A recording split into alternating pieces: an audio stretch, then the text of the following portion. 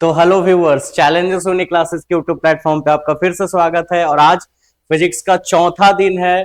Mission 2025 Bihar board intermediate का जो exam होने वाला है उसके लिए हम लोग वीडियो कर रहे हैं कंटिन्यू। आज चौथा दिन है हम लोगों का, जिसमें हम लोग आगे के क्वेश्चंस को सॉल्व करेंगे। ठीक है, तो जल्दी से शुरुआत करते हैं और इस लिंक को जरूर अपने व्हाट्सएप ग्रुप में या फिर स्टेटस में शेयर कर दे। और पीडीएफ के लिए आप मुझे इस वाले नंबर पे कांटेक्ट कर सकते हैं, ये वाली नंबर 9155059559 पे। ठीक है, फिलहाल हम लोग क्वेश्चन शुरू करते हैं। तो आज का जो सबसे पहला क्वेश्चन है वो ये है कि किसी बिंदु पर विद्युत क्षेत्र की तीव्रता क्या होती है। किसी बिंदु पर विद्युत क्षेत्र की तीव्रता, ये शायद कल ही क्वेश्चन हो गया था, लेकिन फिर से अगर आ गया है तो क्या ही दिक्कत है। किसी बिंदु पर विद्युत क्षेत्र की तीव्रता, एक मिनट थोड़ा कलम चूज कर लेने दो मुझे।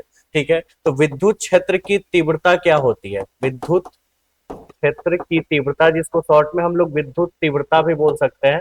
तो प्रति एकांक परीक्षण आवेश पर लगने वाला बल, प्रति एकांक परीक्षण आवेश पर लगने वाला बल, यानी कि बल को हमको विद्युत बल या फिर बल को हमको परीक्षण आवेश से भागा दे देना होता है ना। तो परीक्षण आवेश यानी आवेश, तो आपको आंसर पता चल गया होगा कि कौन सा है। तो विद्युत बल F और परीक्षण आवेश Q। Answer is F by Q, F by Q, F by Q, ये आंसर। आसान है क्वेश्चंस। नेक्स्ट नेक्स्ट, ठीक है, चलो अब आगे क्वेश्चंस नंबर सेकंड में चले। आवेश का पृष्ठ घनत्व होता है, आवेश का पृष्ठ घनत्व, इस टाइप का भी टॉपिक आपने कल पढ़ा था, आवेश का पृष्ठ घनत्व। तो चलो इसको डिटेल करते हैं थोड़ा। आवेश का पृष्ठ घनत्व अब होता क्या है, देखिए, प्रति एकांक क्षेत्रफल पे, किसी चालक के प्रति एकांक क्षेत्रफल पे आवेश का परिमाण, यानी कि अगर कोई चालक का क्षेत्रफल अगर a है और उस पर आवेश का परिमाण q है, ठीक है, तो एकांक क्षेत्रफल पे आवेश का परिमाण क्या होगा, q बाई a। और इसी को हम लोग आवेश का पृष्ठ घनत्व कहते हैं। यानी आवेश का पृष्ठ घनत्व निकालने के लिए आवेश को क्षेत्रफल से भागा दे देना होता है, यानी कि सीधा इसकी फॉर्मूला बनेगी आवेश बटा क्षेत्रफल। विद्युत आवेश पूरा लिख सकते हैं, आवेश का पृष्ठ घनत्व तो सिग्मा से रिप्रेजेंट करते हैं, और क्यू आवेश और क्षेत्रफल ए, यानी formula Q by A, capital Q की जगह स्मॉल क्यू भी लिख सकते हैं। तो Q by A, Q by A, ये आपका आंसर हो गया सेकंड क्वेश्चन 42 में। नंबर 43 नंबर क्वेश्चन में अगर चले तो क्वेश्चन है थोड़ा ये कॉम्प्लिकेटेड क्वेश्चन है। कूलम नियम का सदिश रूप में क्या होता है रिजल्ट। देखो, तो कूलम बल, कूलम एक वैज्ञानिक थे सीए कूलम, पूरा नाम था चार्ल्स ऑगस्टिन कूलम। उन्होंने एक नियम दिया था विद्युत बल के लिए, जिसे कूलम का नियम कहा गया था, और उसी के आधार पे कूलम बल, जिसको हम लोग विद्युत बल या वैद्युत बल भी बोल सकते हैं, विद्युत बोल दो या फिर वैद्युत बल भी बोल दो, ठीक है। और इसकी फॉर्मूला होती थी वेक्टर के रूप में, सदिश रूप में पूछ रहा है ना, तो वेक्टर के रूप में 1/4 pi epsilon naught Q1 into Q2 बटा में R² into R cap. But अब ये मत सोच लेना कि 1/4 pi epsilon not, 1/4 pi epsilon naught Q1 into Q2 by R², Q1 into Q2 by R² मतलब ये आंसर हो गया।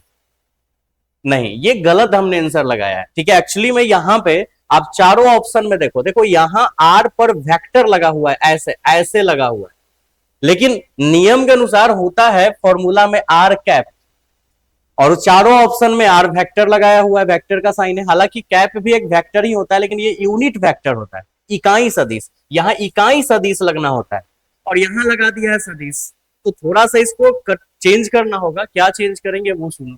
तो अब हम क्या करेंगे, तो ये आंसर तो नहीं होगा, तो करेंगे क्या, आपने पढ़ा होगा इकाई सदिश। ठीक है, एक मिनट थोड़ा कलर चेंज करके लिख लेते हैं तो आपको ऐसा ध्यान रहेगा। इकाई सदिश,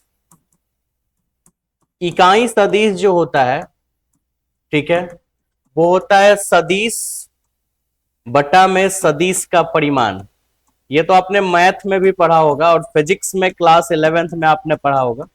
तो मान लो सदिश, इकाई सदिश आर कैप हो गया, उस सदिश को हम लोग वेक्टर आर से रिप्रेजेंट करेंगे, और सदिश का परिमाण वेक्टर आर का मोड, वेक्टर आर का क्या मोड।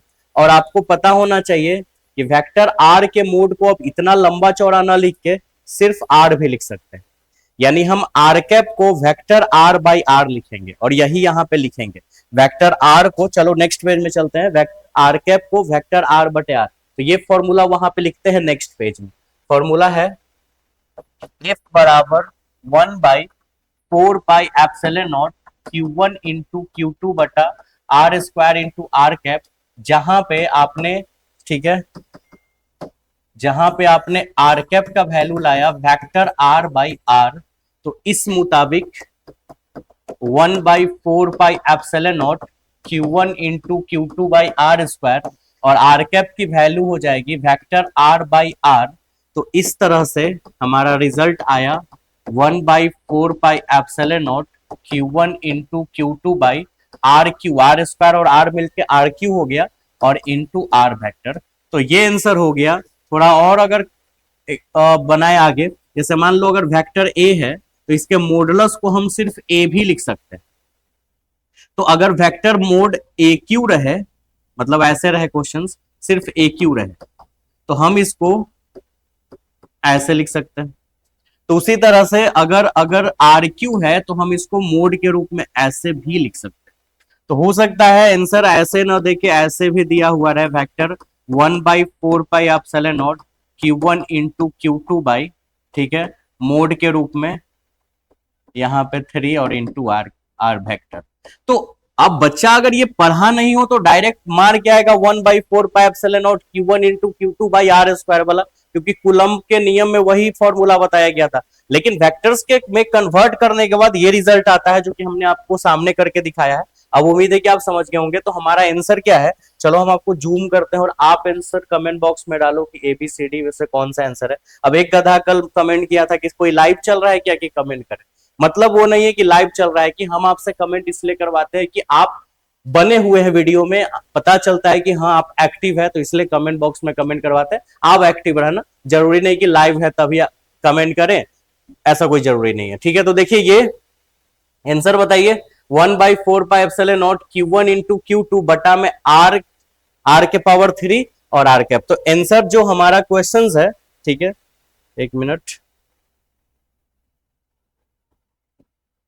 थोड़ा सा जूम कर लेते हैं। हाँ ये जूम था। अब देखो, तो हमारा आंसर है Q1 by Q2 R Q vector R के पावर क्यू और फिर आर वेक्टर वेक्टर आर। तो आंसर ये दिख रहा है, ये देखो मैच करवा, तो आंसर ए हो जाएगा। तो जल्दी से हम यहाँ पे आंसर ए डाल देते हैं। ठीक है, समझ में आया। नेक्स्ट, पीडीएफ के लिए हर बोर्ड हर पेज पे ये लिखा हुआ है, इस नंबर पे आपको मुझे कांटेक्ट करना है, व्हाट्सएप पे आपको कांटेक्ट करना है और मेरे से पीडीएफ मांगना है। और अगर कोई बच्चे ऑफलाइन क्लास मेरे पास नहीं करते, दूर के बच्चे हैं या दूसरे जगह क्लासेज करते, वो भी व्हाट्सएप ग्रुप में जुड़ सकते हैं और अपने बाकी दोस्तों को भी जोड़ सकते हैं इस नंबर पे मैसेज करके, जिससे कि आपके फ्रेंड को भी बेनिफिट मिलेगा, आपको भी, आपका रिजल्ट बेहतर होगा। बहुत कम ही ऐसे क्लासेज है यूट्यूब हो गया या बहुत जगहों पे, या फिर ऑफलाइन क्लासेज ही जहां पे आपको सारे ऑब्जेक्टिव का सॉल्यूशन करवाया जाए, वो भी ऑब्जेक्टिव के एक्सप्लेनेशन के साथ, मतलब सारे क्वेश्चंस का सॉल्यूशन एक्सप्लेन करके, बस डायरेक्ट टिक आउट करवा दिया जाता है। तो हम आपको एक्सप्लेन करवा रहे हैं, तो आपको बहुत बेनिफिट, ये देखते देखते आपको आंसर याद हो जाएगा, बाद में पढ़ना भी नहीं पड़ेगा। तुरंत हम आपके लिए टेस्ट सीरीज भी लॉन्च करेंगे। तो ऑफलाइन वाले बच्चे तो क्लास में टेस्ट दे रहे हैं, लेकिन बाहर वाले बच्चे जो है वो एप्स पे टेस्ट दे पाएंगे। ये एप्स आपको जल्दी तुरंत ही, ये यहाँ पे जो ऐप शो कर रहा है, ये ऐप जल्दी ही आपको प्ले स्टोर पे आ गया है, लेकिन अभी उस पर कुछ काम चल रहा है, तो जल्दी 1 वीक के अंदर उस पर टेस्ट भी शुरू हो जाएगा। अब आगे नेक्स्ट क्वेश्चन, विद्युत तीव्रता का ऐसा ही मात्रा कल ही पढ़ाया था। विद्युत तीव्रता, विद्युत तीव्रता क्या होता है, बल बटा परीक्षण आवेश, है ना। अभी पीछे भी फॉर्मूला पढ़े थे, विद्युत तीव्रता डेट मींस E, तो बल बटा परीक्षण आवेश F/Q वेक्टर के रूप में भी लिख सकते हैं। ठीक है, तो F/Q में बल के लिए हो जाता है न्यूटन और आवेश के लिए कूलम, तो न्यूटन पर कूलम। और एक और चीज, इसकी विद्युत तीव्रता और विद्युत विभव, विद्युत तीव्रता और विद्युत विभव के बीच में एक रिलेशन है, E = dV/dx, जिसको, जिसमें dV/dx को विभव प्रवणता कहते हैं, विभव प्रवणता। तो इस आधार पे विद्युत क्षेत्र की तीव्रता का एक और मात्रक हो जाता है, इसका वोल्ट और इसका लेंथ है ना मीटर, तो वोल्ट पर मीटर। तो दो गो ऐसा ही मात्रक है विद्युत क्षेत्र की तीव्रता का, एक न्यूटन पर कूलम और एक वोल्ट पर मीटर। आप यहां देख लीजिए कौन सा ऑप्शन होगा, newton per coulomb, that mean answer B, है ना। मजा आया। नेक्स्ट, नेक्स्ट क्वेश्चन 7 नंबर, निर्वात पर परवैद्युतांक क्या होता है। ठीक है, निर्वात की परवैद्युतांक क्या होता है, डाइलेक्ट्रिक कांस्टेंट। ठीक है, मतलब निर्वात की परावैद्युतांक कितनी होती है, तो इसका मतलब यह है कि हम इसका एक और नाम दे सकते हैं, परावैद्युतता, परावैद्युतता। वैधुतता, जिसको इंग्लिश में परमिटिविटी बोलते हैं, परमिटिविटी। और वैल्यू होता है एप्सिलॉन नॉट से रिप्रेजेंट करते हैं, और वैल्यू होता है 8.85 गुना 10 के पावर -12 फैराड पर मीटर। तो अब आप देख लीजिए कि इसमें से कौन सा ऑप्शन है, और कमेंट बॉक्स में जल्दी से आप अपना आंसर डालिए। ठीक है, हम आपका वेट कर रहे हैं, जल्दी से कमेंट बॉक्स में आंसर डालें। कमेंट बॉक्स में आंसर डालने से फायदा ये होगा कि आप एक्टिव रहेंगे, लाइव चैट में भी आप कमेंट डाल सकते हैं, और मेन, और जो बच्चा लाइव क्लासेज अगर देख रहा है वो सबसे पहले गुड मॉर्निंग विश करेगा या गुड इवनिंग विश करेगा जिस टाइम में वो वीडियो देख रहा है, क्योंकि मुझे पता होना चाहिए कि कौन कौन बच्चा यहाँ पे प्रेजेंट है। ठीक है, चलो आगे नेक्स्ट। तो आंसर तो आपने लगा लिया होगा, पहले आंसर टिक आउट कर लेते हैं। 8.85 गुने 10 के पावर -12 फैराड पर मीटर, ये है ना। तो ये आपका आंसर है 8.85 गुने 10 के पावर -12 फैराड पर मीटर। आगे बढ़े नेक्स्ट क्वेश्चन। क्वेश्चन है कि वायु में स्थित स्थिर इकाई धनावेश, वायु में एक स्थित है, कौन स्थित है भाई, तो स्थिर इकाई धनावेश। इकाई मतलब एक ऐसा आवेश जिसका मान 1 है और वो धन आवेश मतलब क्वेश्चंस के अनुसार एक ऐसा आवेश है जो इकाई है और धन है, जिसकी वैल्यू 1 कूलम या 1 स्टेट कूलम कुछ भी है, इकाई है। ठीक है, निकलने वाले संपूर्ण विद्युतीय फ्लक्स का मान बताए, विद्युत फ्लक्स या विद्युतीय फ्लक्स, विद्युत फ्लक्स का मान बनाना है। तो गॉस के प्रमेय के अनुसार विद्युत फ्लक्स का मान, किस प्रमेय के अनुसार, गॉस प्रमेय के अनुसार, कुल आवेश का 1/एप्सिलॉन नॉट गुना होता था। कुल आवेश का क्या, 1/एप्सिलॉन नॉट। यही आपने गॉस का प्रमेय पढ़ा था, किस नियम के अनुसार, तो गॉस के प्रमेय के अनुसार। ठीक है, तो गॉस के प्रमेय के अनुसार विद्युत फ्लक्स होता था 1/एप्सिलॉन नॉट इंटू कुल आवेश, जिसमें 1/एप्सिलॉन नॉट को हम 1/एप्सिलॉन नॉट ही छोड़ देते हैं, और कुल आवेश जो है वो 1 है, तो कुल मिला के 1/एप्सिलॉन नॉट ही बच गया। अगर वह एप्सिलॉन नॉट को ऊपर ले जाए तो एप्सिलॉन नॉट के पावर में -1 हो जाए, तो ये आंसर हो गया। ठीक है, चलो, तो ये एप्सिलॉन नॉट के पावर -1 यानी आंसर इज बी, है ना। मजेदार क्वेश्चंस, और ये सब क्वेश्चंस आपको किताब में नहीं मिलेंगे जल्दी से, सारे एग्जाम में पूछे हुए क्वेश्चंस है। सर जो भी क्वेश्चंस हम करवा रहे हैं वो प्रीवियस किसी न किसी साल में पूछा हुआ क्वेश्चंस है, ये बड़ी बात है। ठीक है, तो ये सब क्वेश्चंस रिपीट भी करेगा। आगे की क्वेश्चंस देखे, आवेश का परमाणीकरण, आवेश का परिमाणीकरण दर्शाता है। ठीक है, यानी इंग्लिश में इसको क्वांटाइजेशन बोलते हैं। ठीक है, परिमाणीकरण को हम लोग एक और नाम दे सकते हैं, जो कि आप यही नाम से इसको जानते होंगे, वो है क्वांटमीकरण, इंग्लिश में क्वांटाइजेशन बोलते हैं। तो आवेश का क्वांटमीकरण क्या दर्शाता है भाई, तो आवेश का क्वांटमीकरण यही दर्शाता है कि कभी भी एन का जो मान है, ठीक है, वो भिन्न के रूप में नहीं होना चाहिए, अंश बटे हर के रूप में, यानी डेसिमल के रूप में कभी भी नहीं होना चाहिए। आवेश जो एक इलेक्ट्रॉन पर आवेश का एक अंश है, संभव नहीं, मतलब यही आंसर होगा। ठीक है, मतलब आपको ये सेंटेंस पढ़ने में थोड़ा डाउट होगा, बट ऑप्शंस ऐसे ही क्लियर हुआ है। पहले तो यहां पे कुल है, कुल आवेश को नष्ट नहीं किया जा सकता, ऐसा कुछ बात नहीं है। आवेश, कुल आवेश नष्ट नहीं किया जा सकता, मतलब आवेश न तो उत्पन्न होती है न तो नष्ट। ये आवेश का क्वांटमीकरण का सिद्धांत नहीं बताता है। आवेश का क्वांटमीकरण ये बताता है कौन सा, तो आवेश का संरक्षण सिद्धांत बताता है कि आवेश को न तो उत्पन्न कर सकते हैं न तो नष्ट। ये क्वांटमीकरण की टॉपिक है। कणों का आवेश होता है, कुछ मतलब ही नहीं समझ में आ रहा है। एक कण पर न्यूनतम अनुमेय आवेश होता है, यानी एक कण पर न्यूनतम आवेश होता है, ऐसा कुछ नहीं है। क्वांटमीकरण, आवेश का क्वांटमीकरण बताता क्या था, ये बताता आवेश का क्वांटमीकरण, आवेश का क्वांटमीकरण ये बताता था Q बराबर, स्मॉल q लिख देते हैं यहाँ पे, Q बराबर Ne, जहां E एक इलेक्ट्रॉन का आवेश था जिसका value 1.602 into 10 to the power -19 coulomb, approximately 1.6 into 10 to the power -19 coulomb.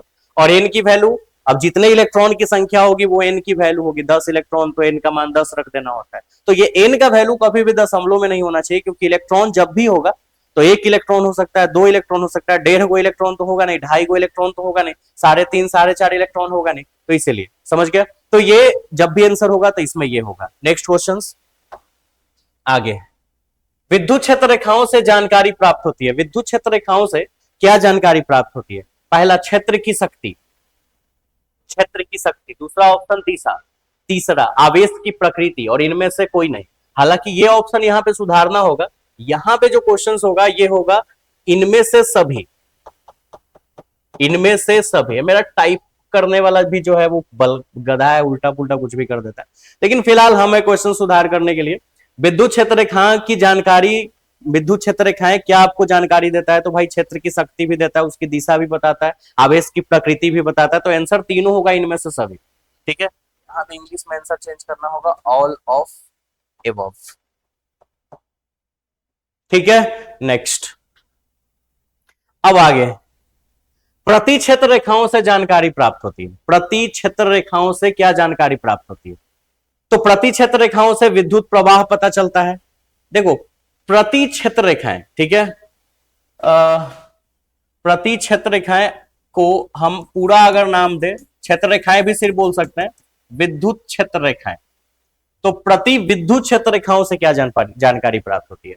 तो विद्युत क्षेत्र रेखाएं से विद्युत तीव्रता या विद्युत क्षेत्र भी बोल सकते हैं। यानी कि विद्युत क्षेत्र रेखाएं जो कि धन आवेश से शुरू होके, है ना, ऋण आवेश पे खत्म हो जाती थी। तो विद्युत क्षेत्र रेखाएं जो है वो क्या क्या बताता है? तो विद्युत तीव्रता बोल सकते हैं, या फिर विद्युत क्षेत्र की तीव्रता, ये शॉर्ट में विद्युत क्षेत्र भी लोग बोल देता है। विद्युत क्षेत्र की तीव्रता, विद्युत तीव्रता, विद्युत क्षेत्र, विद्युत प्रबलता, ये सब नाम से जाना जाता है।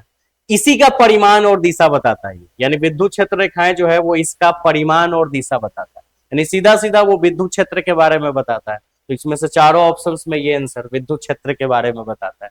क्वेश्चन नंबर 49 के बाद फिक्स ही। थोड़ा तबियत खराब हो, मौसम क्लाइमेट अचानक से चेंज हुआ है, बहुत लोगों का तबियत खराब हुआ है, आप लोग भी बच के रहे सर्दी खांसी से। दो विद्युत आवेशों के बीच लगने वाले बल को नियंत्रित करने वाला नियम क्या कहलाता है? दो आवेशों के बीच अगर बल लग रहा है, तो दो आवेशों के बीच अगर बल है, मान लो एक आवेश Q1 और एक आवेश Q2 और इसके बीच में एक बल लग रहा है, एक बल आरोपित हो रहा है, तो ये बल आवेशों के बीच लगने वाला जो बल होता है वो वैद्युत बल कहलाता है, या फिर विद्युत बल भी बोल सकते हैं, और वो कूलम बल भी कहलाता है। और कूलम बल इसलिए कहलाता है क्योंकि वो कूलम के नियम द्वारा आया था, तो इसीलिए कूलम का नियम यहाँ पे आंसर हो जाएगा, ये आंसर कूलम का नियम। ठीक है, तो आज के लिए फिलहाल आपकी यहीं पे वीडियो समाप्त होती है। टोटल हम लोगों ने 9-10 क्वेश्चन यहाँ पे किया है। इसका पीडीएफ ग्रुप में जाएगा। ग्रुप में जुड़ने के लिए ये नंबर पे आपको कांटेक्ट करना है, और इस नंबर पे आपको व्हाट्सएप पे मैसेज करना है, अपना नाम और डिटेल्स लिख के व्हाट्सएप ग्रुप में आप ज्वाइन हो जाएंगे और आपको वो पीडीएफ मिल जाएगा, और आपकी एग्जाम भी बेहतर हो जाएगी। इस लिंक को आप ज्यादा से ज्यादा दोस्तों के पास शेयर करें और बाकी लोगों को भी ग्रुप में जुड़वाने का कोशिश करें, पहले आप जुड़ लें। तो ठीक है, अपना ख्याल रखें, मिलते हैं नेक्स्ट वीडियो में, बाय बाय।